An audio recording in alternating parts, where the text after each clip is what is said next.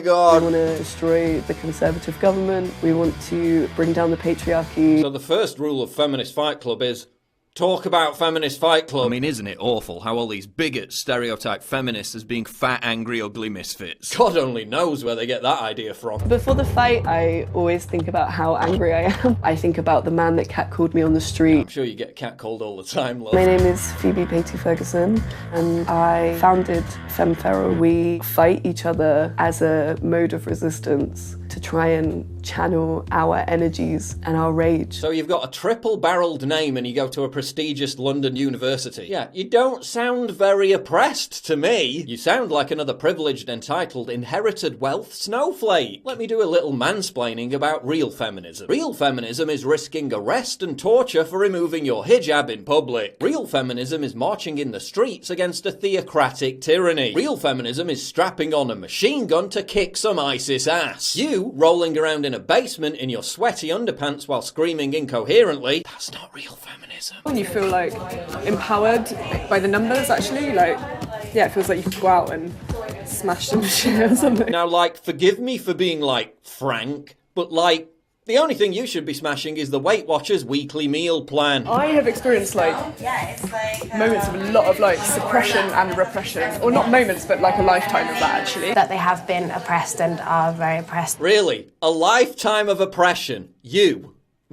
Really, you? With your plummy accent and your leisure time spent painting your face while rolling around in a cellar in some upper middle class hipster enclave, let me do a little mansplaining about real oppression. Real oppression is having your genitals mutilated to fulfill the dictates of a backwards belief system. Real oppression is being subjected to constant death threats for trying to renounce a religion that kills people who try to leave it. And overcoming all this to escape a ghetto in Somalia to become one of the most influential women on the planet. That's real oppression. You being triggered by a Sargon of Akkad video, that's not real oppression. It's difficult to be, like, sexy in specific spaces without being sexualized. Yeah, preventing it from becoming sexualized may have been made more difficult by the fact that someone's drawn a giant cock on the wall. Fuck you, Theresa May!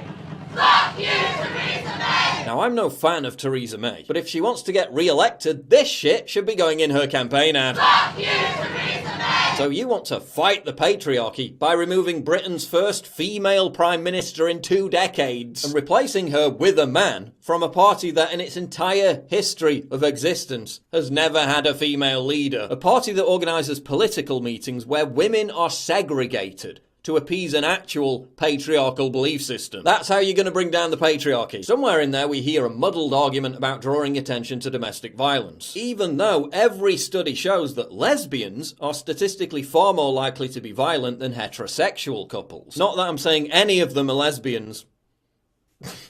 I mean, is it any wonder that just 7% of people in the UK identify as feminists, when even members of Vice's hardcore audience is saying it's cringy?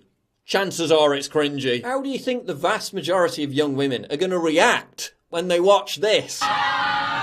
If you really want to bring down the patriarchy, why aren't you encouraging women to get STEM degrees? If you really want to end the oppression of women, why don't you draw attention to countries in the world where women are actually being oppressed? Theresa May and the Tories aren't stoning women to death for violating Sharia law. Theresa May and the Tories aren't passing laws that legalise marital rape. Theresa May and the Tories aren't instructing police to round up women if their headscarf slips. She broke Islamic dress code. We live in a world where grid girls are being eliminated, and this is what the media chooses to promote instead. This is why aliens won't talk to us. Listen, I know this is probably the greatest amount of calories you've burned since you had that mental breakdown 2 years ago over that Milo speech. Feminism is cancer. Thank you very much. And for that you should be applauded. But seriously, put your clothes back on, wash the clown makeup off, and sign up for a gym membership. You're not going to overthrow the government, you're only going to embarrass yourselves. What the hell is that?